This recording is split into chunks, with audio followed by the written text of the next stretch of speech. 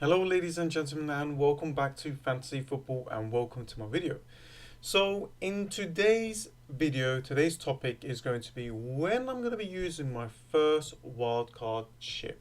So what I wanted to do is basically look back and see what I did last season with my first wildcard and what I might do for this season. Now, before we continue with that, I just want to say thank you so much for the amount of support that you are giving me with the views, with the likes, with the comments, and the new subscribers. Thank you so much and welcome. Just to give you guys a little background, I absolutely love this game. Last season, I made a lot of effort to do a lot of research to learn this game and try and getting better at the game. And making these videos is all about trying to learn, trying to help others as well, as much as I can. If I could help 1% of people out there, then that's a bonus. And not only that, I have gained and made so many good friends. I have worked with Davey FPL, Elite FPL, Wildcats. I would love to work with Andy one day, and many more. And look at this picture here. This is just an example. I met the 5th overall ranked FPL player for 2018 to 2019 Premier League season. And what an amazing guy. He's been a massive support of my channel and massive support of my Twitter community. And yeah, he's just giving me a lot of opportunities. As you can see here, it's been 84 years and I still cannot win FPL. But I'm old. And I went to the Who Got the Assist summer break, and it was fantastic meeting all the community out there. And yeah, I cannot wait to create my little meetup as well with you guys. So yeah, this game does bring you friends as well. Enough of that, let's go through the most important thing. When are we going to be using our first wildcard? Now, I don't want to give you guys in-depth of information of when you should and how you should and who you should and all this stuff.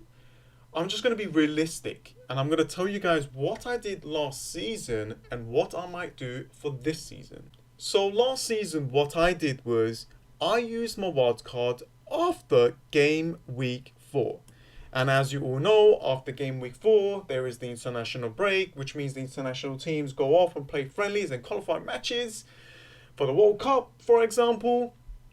And this gives us around 2 weeks to kind of change our teams around. So when I activated my wildcard for game week 5, this gave me a lot of time to adjust my team. I also found a lot of cheap options for my substitute, because we always want a cheap subs that actually plays just in case. And I set my team up for the next few game weeks. So this helped me kind of continue the good run that I had. But for this season, I am thinking to use my wildcard after game week 8, which is another international break.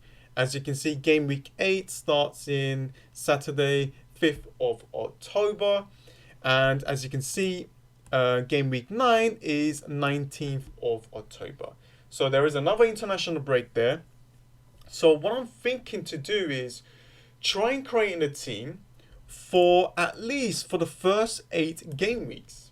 If I could set a team for the first 8 game weeks, of course I'm going to be using some transfers along the way, but if I can create a team that'll be happy to hold up to 8 game weeks and then use my wildcard after game week 8, I think this is going to give me a lot more information about every single player playing in the Premier League. This will mean that a lot of new players might adjust, and a lot of players and teams will be settled in, and we will know who is actually clicking. We're still not 100% sure about Chelsea. We're not 100% sure how well Leicester is going to do. They got really good players right now, and we are thinking that they're going to do really well, but we don't know that when the Premier League starts. We've got Wolves as well that we need to watch out for. We got Everton. So these are just some of the names, some of the teams that we need to wait and see what happens to them and see how they kind of develop. A lot of FPL managers do use the wild card after game week 12 as well, which is another international break. And I did see a few other people using it in this Christmas period. And I think if someone's got the wild card up to that stage, that just means that your team is just doing really well and you're consistent. And of course, we don't know what's going to happen.